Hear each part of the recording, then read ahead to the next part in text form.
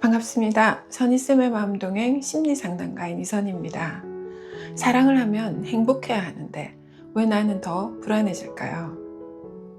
상대가 나를 떠날까봐, 마음이 멀어질까봐, 잠깐 연락이 안 와도 머릿속은 이미 수백 가지 생각들로 가득하죠. 혹시 내가 또 잘못한 건 아닐까? 싫어진 건 아닐까? 그래서 더 확인하고 싶고 더 매달리게 되기도 하고, 그럴수록 상대는 부담을 느끼고 나는 더 불안해집니다. 이런 패턴, 나만 그런 것 같아 더 힘드시죠? 오늘은 이 불안의 정체가 뭔지, 그리고 어떻게 벗어날 수 있는지 애착 유형의 세 번째 시리즈 얘기해 볼까 합니다. PD님은 어떤 게 좀 궁금하세요?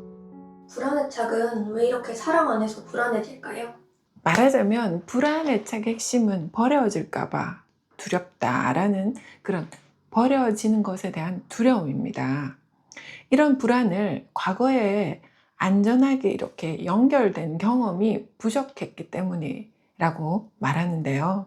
그래서 사랑이 생기면 기쁨보다는 두려움이 먼저 이렇게 스물스물 올라오는 거죠. 사랑을 하면 행복해야 되는데 왜 마음이 더 불안해질까 하는 분들 많으시죠. 이 불안 애착을 가진 사람들은 사랑을 잃을까 두려워합니다. 그리고 작은 무관심, 작은 침묵에도 마음이 몹시 흔들리죠. 과거의 상처가 현재 사랑을 바라보는 시선을 바꿔버리기 때문입니다. 그래서 이럴 때마다 확인하고 또 매달리고 걱정하고 이런 패턴들이 좀 반복이 되는 겁니다. 이런 패턴을 사랑을 못해서 생기는 것은 아니라고 말씀드릴 수 있어요. 오히려 사랑을 너무 원하기 때문에 나타나는 자연스러운 반응이다. 그리고 중요한 건 이제 그 불안을 좀 인식하고 스스로를 믿는 연습을 시작해 보는 거, 이거 되게 중요합니다. 그럼 이런 불안은 나만의 문제인가요? 많은 분들이 이제 이런 것들을 이제 여쭤보는데요. 내 불안 이거 나만 겪는 걸까요? 그렇진 않겠죠. 네. 불안 애착은 과거의 어떤 불안정한 어떤 연결 경험에서 비롯된 패턴이다 라고 이제 말씀드릴 수 있는데요. 불안 애착은 성격이 아니라 과거의 어떤 환경의 결과다 라고 이제 말을 합니다. 그러니까 즉 아무도 누구도 잘못도 아니고 결함도 아니라는 거죠.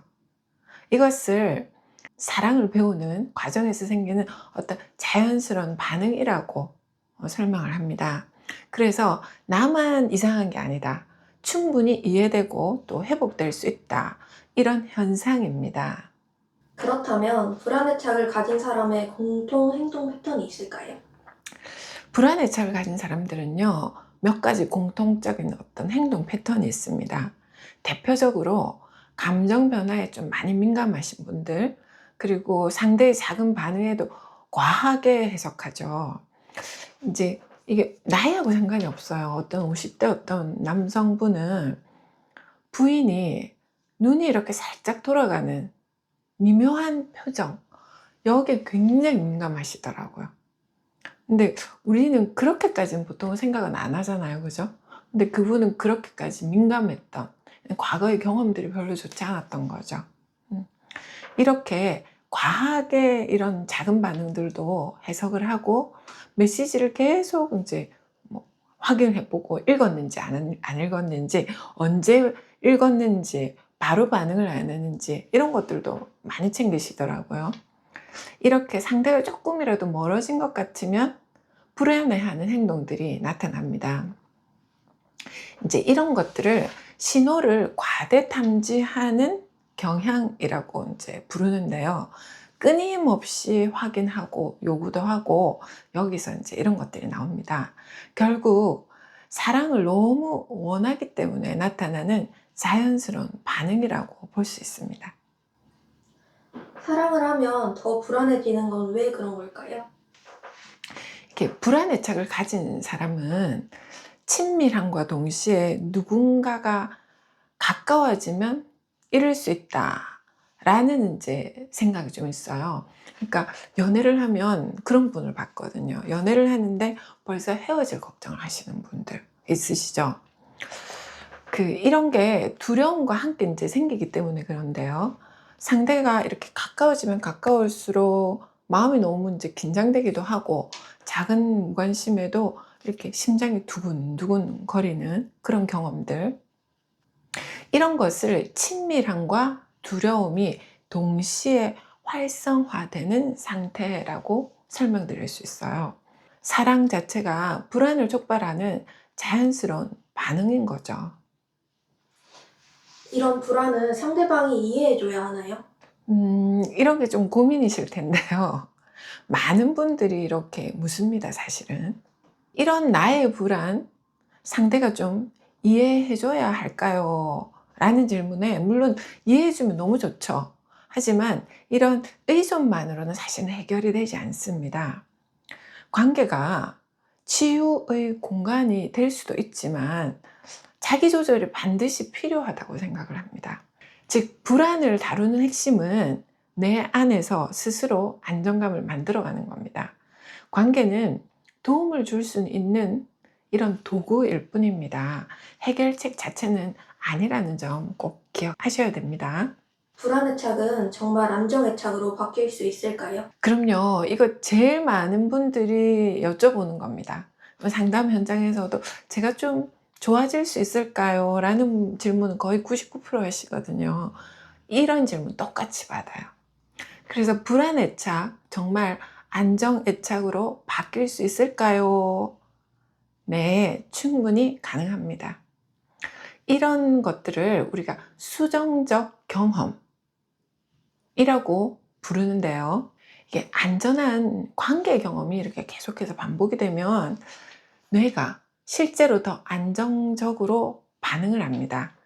그래서 지금부터 쌓는 어떤 작은 경험들, 이런 경험들이 바로 안정애착으로 가는 열쇠가 됩니다. 그럼 어떻게 안정애착을 만들어갈 수 있을까요? 그 첫 단계는 자기 감정을 좀 인정하고 조절하는 이런 경험입니다. 제가 항상 말씀을 드리는데요. 내가 지금 현재 어떤 감정을 느끼고 있는지 이런 핵심 감정들을 잘 살펴보시라라는 이제 얘기도 하고 뭐 과제도 내드리기도 하는데요. 자기 자신하고 연결되는 어떤 경험이 애착 회복의 핵심이라고 말합니다. 작은 어떤 성공 경험이나 또 솔직한 감정 표현, 그리고 안전한 관계 경험이 쌓이면 이 마음이 점점 안정적으로 반응하게 되고 결국에는 내적 안정감을 만들어가게 됩니다. 결국 불안애착에서 벗어나기 위한 가장 큰 열쇠는 무엇일까요? 너무나도 좋은 질문을 하셨는데요. 나는 안전하다 라는 어떤 내적 기반을 만드는 겁니다. 다이앤 폴 헬러라는 분은요, 이것을 내적 안정감이라고 부르죠. 과거가 어쨌든 지금의 선택과 경험이 애착을 다시 쓰는 힘이 됩니다. 작은 경험을 통해서 나는 안전하다는 어떤 마음을 쌓아가는 게 아주 중요합니다. 자, PD님 오늘은 좀 궁금한 내용이었을 것 같아요. 그죠? 나이대가 20대시니까 오늘은 어떤 말이 가장 기억에 좀 남았을까요? 사랑을 할수록 더 불안해지고 두려워진다는 사실이 좀 안타깝게도 느껴졌는데요.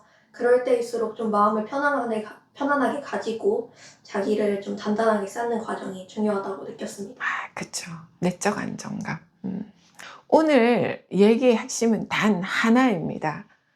불안애착은 고장난 마음이 아닙니다. 불안했던 과거의 흔적입니다. 그 흔적은 충분히 다시 쓰여질 수 있다는 겁니다. 애착은 평생 동안 재형성이 됩니다. 우리는 언제든지 더 안정적인 관계 방식으로 성장할 수 있습니다. 지금 여러분이 하고 있는 작은 시도들, 즉 감정 알아차리기, 감정 일기 써보는 것, 솔직한 표현, 그리고 건강한 경계 세우기, 이 모든 것들이 바로 안정 애착으로 가는 길입니다. 오늘 내용이 여러분의 관계에 안전 기지가 되길 바랍니다. 자녀를 잘 키우는 채널, 마음을 잘 돌보는 채널, 선희쌤의 마음동행이었습니다. 다음 시간에 또 만나요.